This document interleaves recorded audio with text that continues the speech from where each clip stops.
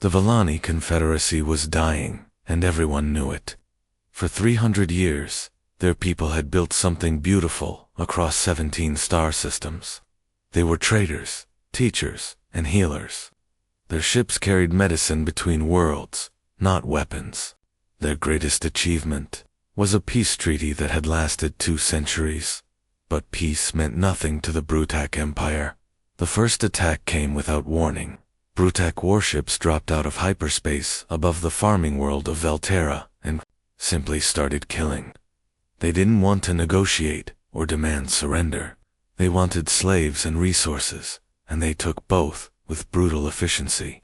Within days, 3 million Volani farmers were either dead or in chains. The second attack hit the trade hub of Keshlani, then the research station at Mordeth. Each time, the pattern was the same. The Brutok would arrive, destroy any ships that tried to flee, capture anyone useful, and kill the rest. They strip-mined entire planets, leaving behind dead rocks floating in space. Ambassador Kelth had watched the reports come in from his office on the Volani homeworld. Each new attack made his forehands shake a little more. The Brutok weren't just conquering territory. They were erasing his people from existence, world by world, system by system. The Emergency Council met for the 15th time in 2 weeks. The Great Assembly Hall, usually filled with calm debate and careful planning, now echoed with panic. Representatives from every remaining Volani world crowded around holographic displays, showing red zones where their people had once lived. The evacuation fleets can't keep up, reported Commander Yithel, his voice cracking. We're losing ships faster than we can build them. The Brutak hunters are picking off our transports one by one. What about the defensive platforms? Asked Counselor. Mishra. Gone. All of them, Yithel.'s shoulders sagged. Our shields couldn't stop their weapons. Our mining lasers barely scratched their hull plating. We're trying to fight a military empire with farm equipment. The room fell silent. Everyone understood what this meant. The Volani had never needed weapons because they had never faced anything like this. Their ancestors had built a civilization based on the idea that reasonable beings could solve any problem through talking. The Brutok had proven that idea very, very wrong. Ambassador Kelt H stood up slowly. His legs felt weak, but he forced himself to walk to the center of the chamber. There is one option we haven't tried, he said quietly. What option? Counselor Meshra demanded. We've contacted every known species in our sector. The Threnody won't help because they're afraid. The Kasari offered to pray for us. The Mordani actually joined the Brutok for protection. Kelt H activated the massive deep space transmitter that dominated one wall of the chamber. The device hummed to life, its power core drawing energy from 3 fusion reactors. This wasn't for local communication. This was for sending messages to the unknown depths of space, 2 regions no Volani ship had ever explored. We send a message to whoever might be listening, Kelt H said, his voice growing stronger. Someone out there has to be willing to help. The council members looked at each other with doubt. Sending random messages into empty space seemed desperate, even by their current standards. But they were out of better ideas. Kelt H began recording. This is Ambassador Kelt H of the Volani Confederacy. Our people face complete extinction at the hands of the Brutok Empire. They have already destroyed 8 of our 17 worlds. Millions of our people are dead or enslaved. We are farmers and teachers, not warriors. We have no weapons that can stop them. He paused, thinking of his own children hiding in bunkers beneath the capital city. We offer everything we have to anyone willing to help us. Our entire treasury. Our scientific knowledge. Our eternal loyalty. We need soldiers, ships, weapons, anything that can buy time for our people to escape. The message was simple, desperate, and honest. Kelth launched it toward unexplored space and waited. In his mind, he imagined maybe attracting a small mercenary. company or perhaps a single advanced warship from some unknown species. He had absolutely no idea what was actually coming.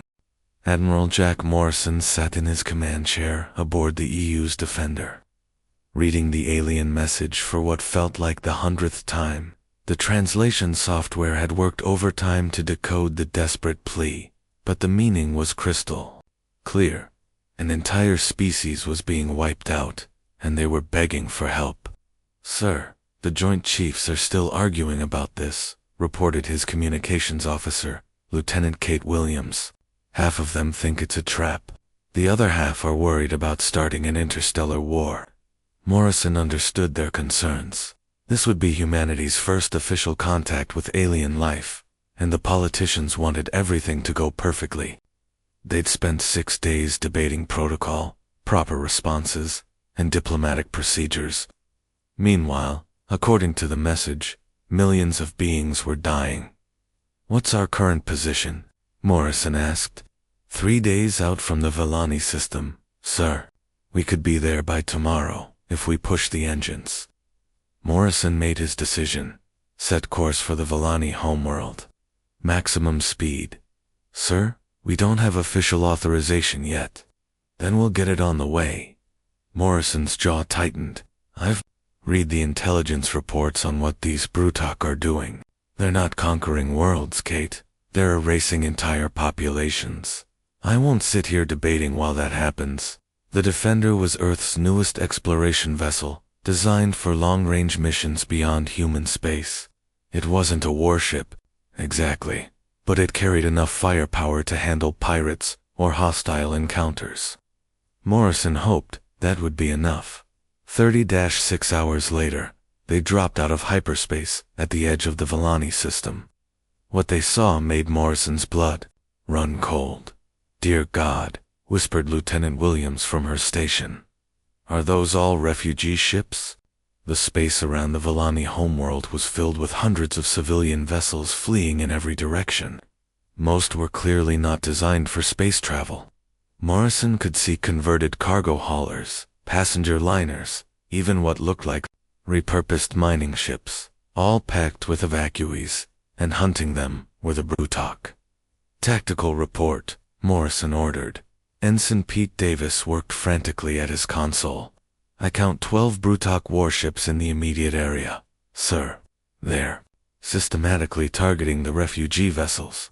The Villani ships have almost no defensive capabilities." Morrison watched in horror as a Brutok cruiser opened fire on what was clearly a hospital ship. The medical vessel, marked with universal rescue symbols, exploded in a ball of flame.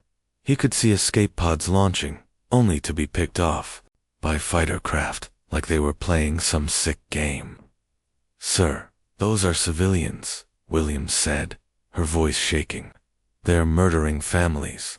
On the main screen, Morrison watched a group of Villani transports trying to protect a convoy of what appeared to be school ships.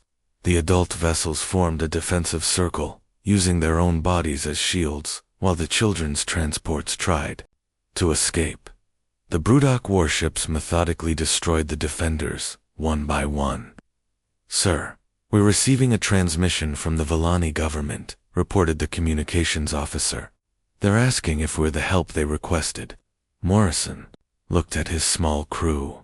The Defender was one ship against 12, and they had no idea what other Brutok forces might be in the system. By every military doctrine he'd ever learned, he should pull back, gather intelligence, and wait for reinforcements. Then he saw a Brutok destroyer change course toward a cluster of medical transports that had engine problems. The alien warship was moving in for the kill, and there was no way the civilian ships could escape. "That's enough," Morrison growled. "Target the destroyer. All weapons." "Sir, we haven't been authorized to engage," Williams warned. "I don't need authorization to stop mass murder." Morrison's voice was deadly calm. "Fire." The Defender's railgun spoke with the voice of human engineering. The tungsten projectile, accelerated to a significant fraction of light speed, punched through the Brutok destroyers, shields and armor like they were made of tissue paper. The alien ship simply disintegrated. The Broodock fleet suddenly found themselves facing something they'd never encountered before. Their weapons had always been superior to anything the Villani could field, but this new ship fought with a precision and fury that made no sense. 2 more Broodock vessels died in the next 90 seconds, their crews never understanding what had killed them. The remaining ships began retreating, sending frantic messages back to their fleet commanders about an unknown hostile force. Morrison opened a channel to the Villani government. "This is Admiral Jack Morrison of the United Earthship Defender. We received your distress call. Consider yourselves under human protection." On the Villani homeworld, Ambassador Kelt H stared at his tactical displays in complete disbelief. One alien ship had just destroyed 3 Broodock warships and sent the rest running. In 60 years of Broodock expansion, no one had ever made them retreat. He had no idea that this was just the beginning. The transporter beam faded, and Captain Mike Torres found himself standing in what was clearly the command center of an alien vessel. His 2 Marines, Sergeant Ray Johnson and Corporal Beth Martinez, flanked him in full combat gear. Their armor was matte black, designed for boarding operations and hostile environments. The reaction from the Villani crew was immediate and instinctive. Every alien in the room took several steps backward, their 4 arms raised in what Torres recognized as a defensive posture. But it wasn't fear of his weapons that made them retreat. It was something much deeper. Ambassador Kelth was the first to find his voice, though it came out as barely a whisper. "Your eyes," he said. All 4 of his own eyes locked onto Torres' face. "They face forward. You're predators." Torres blinked, confused. "I'm sorry. What?" "Your species evolved from hunters," Kelt H continued, his voice growing stronger, but still shaky. "Forward-facing eyes, for tracking prey. Sharp teeth, for tearing meat. Your very posture shows you're built for killing." The captain looked around the room at the Villani crew. Now that Kelt H had pointed it out, Torres could see the difference clearly.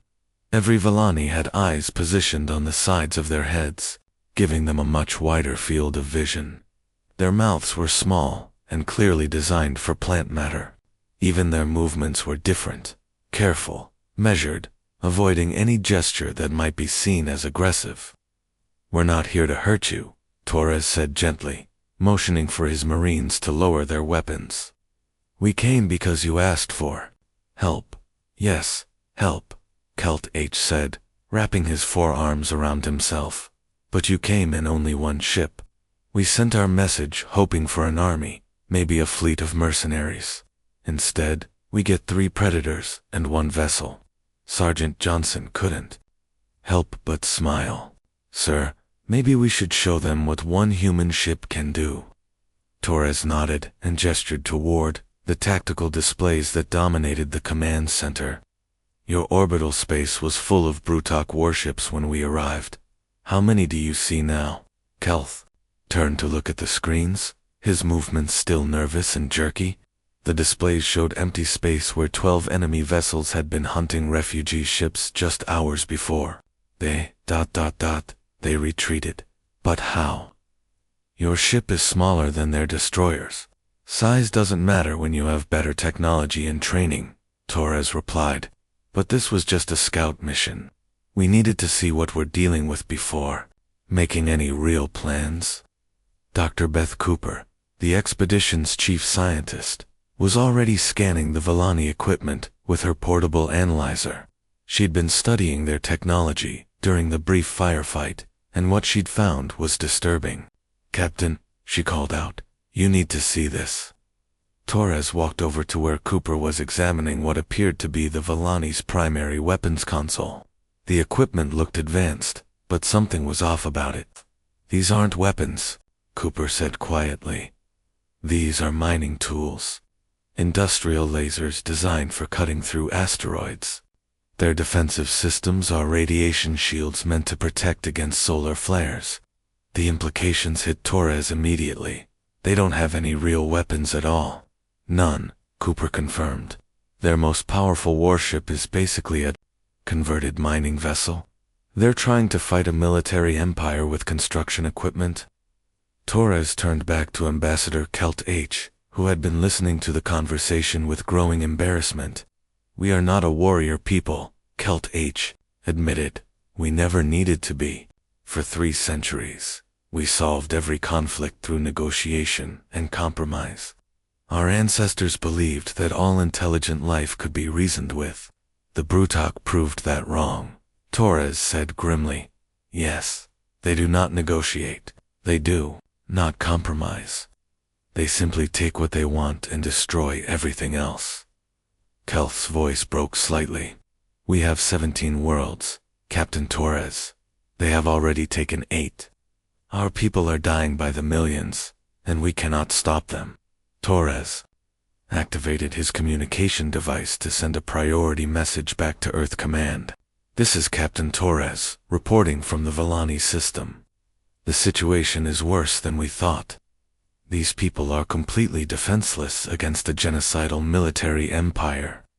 The Brutok aren't just conquering territory, they're exterminating an entire species.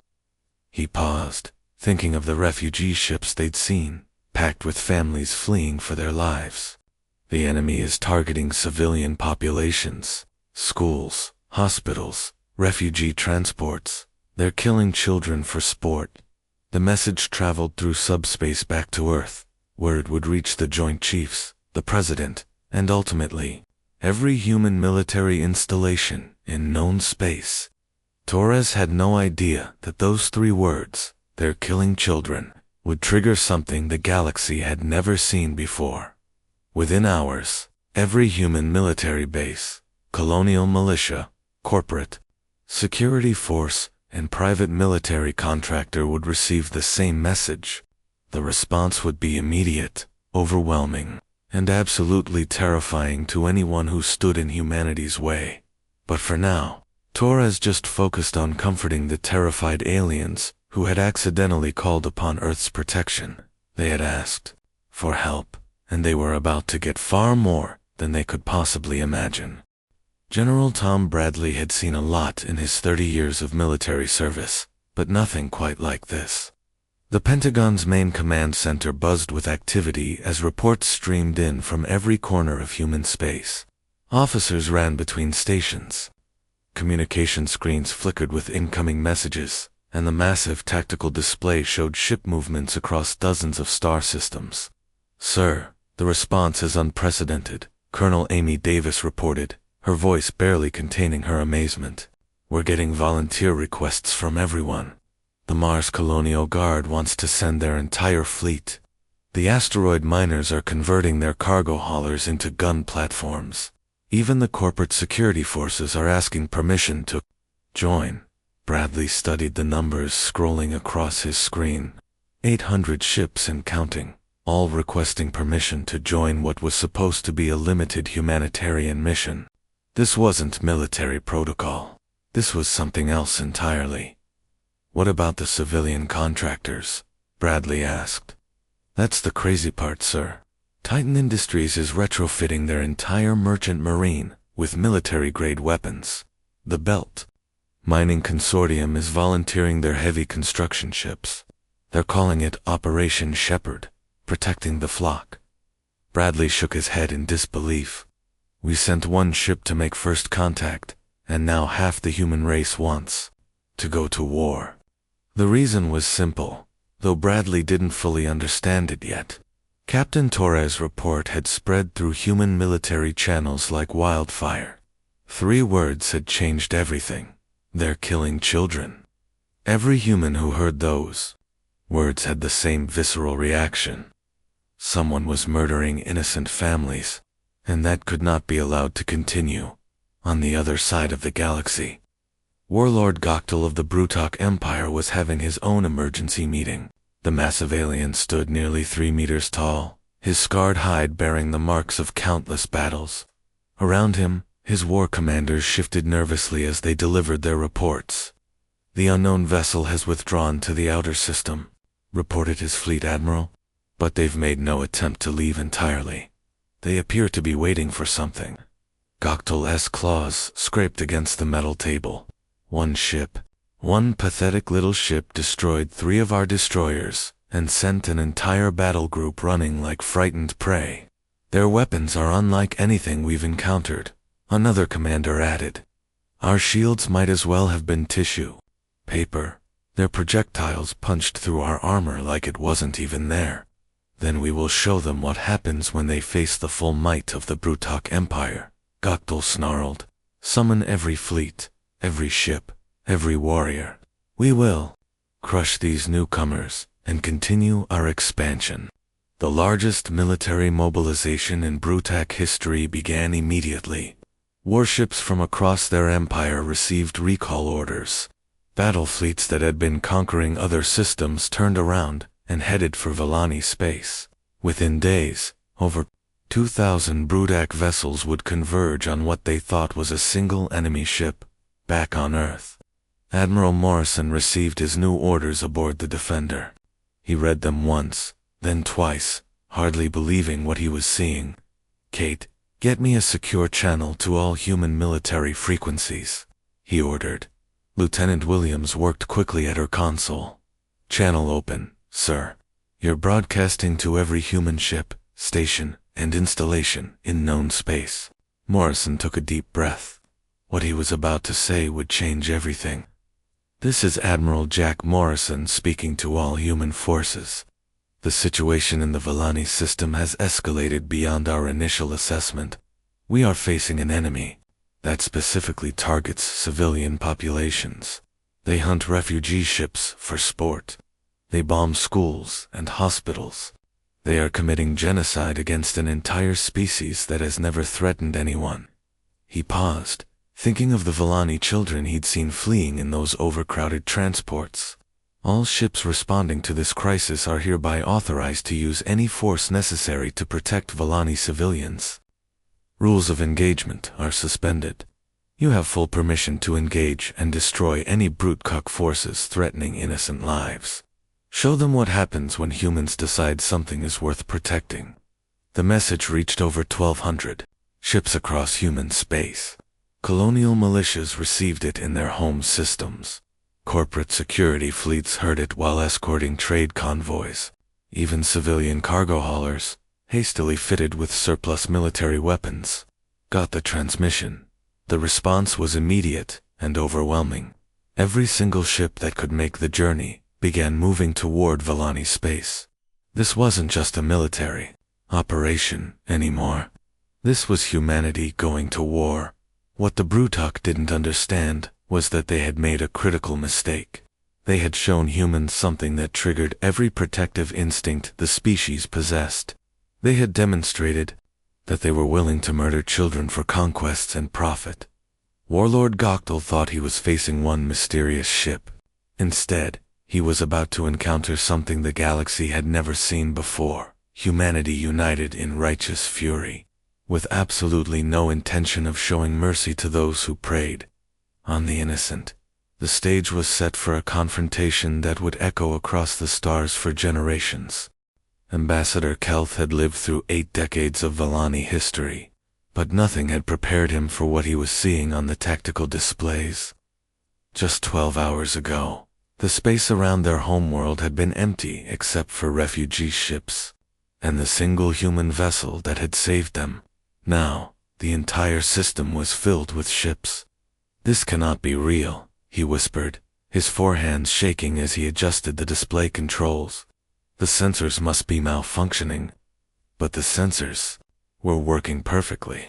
Where empty space had existed before, now hung the largest military fleet anyone in Vallani space had ever witnessed. Human ships of every imaginable size and design filled the void between planets. Sleek military destroyers floated alongside, massive carriers that dwarfed anything the Vallani had ever built. Converted cargo freighters bristled with hastily mounted weapons. Even what appeared to be civilian vessels had been transformed into instruments of war. How many ships are out there? Kelth asked Admiral Morrison, who had beamed aboard the Vallani command vessel to coordinate the defense. Morrison checked his tactical readout with grim satisfaction. 1,200 ships, and still counting. We've got regular Navy, Marines, colonial defense forces, corporate security fleets, and volunteers from across human space. Mining ships, cargo haulers, passenger liners, anything that could mount a weapon and make the journey. But we only asked for help, Kelt H said, his voice barely audible. We sent one message asking for military assistance. And you got it? Morrison replied. When humans decide something needs protecting, we don't send a small force to test the waters. We don't send just enough help to maybe make a difference. We send everything we have. Through the viewports of the command ship, Kelt H could see human vessels still arriving. Some came in organized fleet formations, their military precision evident in every movement.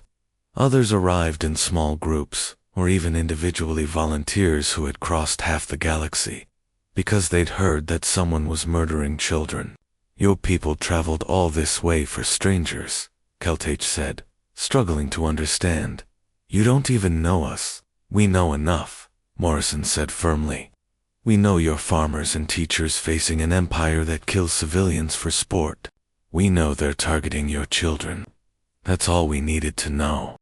On the edge of the system, Warlord Goktal's massive invasion fleet dropped out of hyperspace, expecting to find one mysterious enemy vessel surrounded by helpless Vellani ships.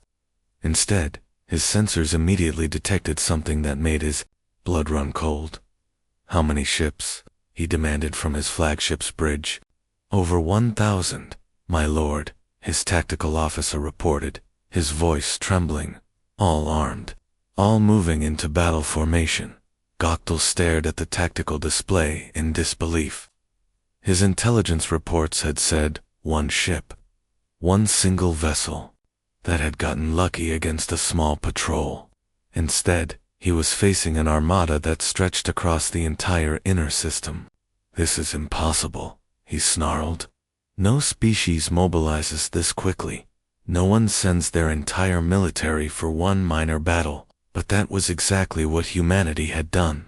Word of the Brutok genocide had spread through human space like wildfire, triggering something primal in the species. Every human who heard the reports had the same reaction. Children were being murdered, and that could not be allowed to continue. The battle began at 0800 hours, Vellani Standard Time. The Brutok fleet, despite being caught off guard by the size of the human response, still outnumbered the defenders nearly 2-1. They had superior numbers and centuries of military experience conquering weaker species. It didn't matter. Human weapons technology was generations ahead of anything the Brutok had encountered. Their tactics were refined through centuries of warfare against equally advanced opponents. Most importantly, every human in that fleet was fighting for something bigger than territory or resources. They were fighting to stop genocide. The battle lasted 6 hours. When it ended, the Brutok fleet had been completely destroyed. Not a single enemy vessel escaped to carry word back to their empire. But the humans weren't finished. Admiral Morrison coordinated with fleet commanders across the system, and within hours, human ships were jumping to every known Brute K system. What followed wasn't a war in any traditional sense. It was the systematic dismantling of an entire interstellar empire. The Brutok had built their power on the assumption that their victims would always be weaker, always be alone, always be too frightened to fight back effectively. They had never faced an opponent that viewed their methods as an unforgivable crime against everything decent in the universe. 3 weeks later, the Brutok Empire ceased to exist. Every fleet had been destroyed. Every occupation force had been eliminated. Every world they had conquered was liberated. The species that had terrorized this region of space for centuries was reduced to scattered survivors hiding in remote star systems, powerless and broken. Ambassador Kelt H stood in his office, looking out at the human ships still patrolling Vellani space. They showed no signs of leaving. When he asked Admiral Morrison about it, the human's response was simple and terrifying in its implications. You're under human protection now, Morrison had said. That means something to us. No one gets to threaten you ever again. The Villani had sent out a desperate message asking for help. Instead, they had accidentally declared themselves part of humanity's extended family. And as they were learning, humans protected their family with a ferocity that had no limits and no compromise. They had wanted help. What they got was a guardian species that would cross the galaxy to keep them safe, and would never, ever back down from that responsibility.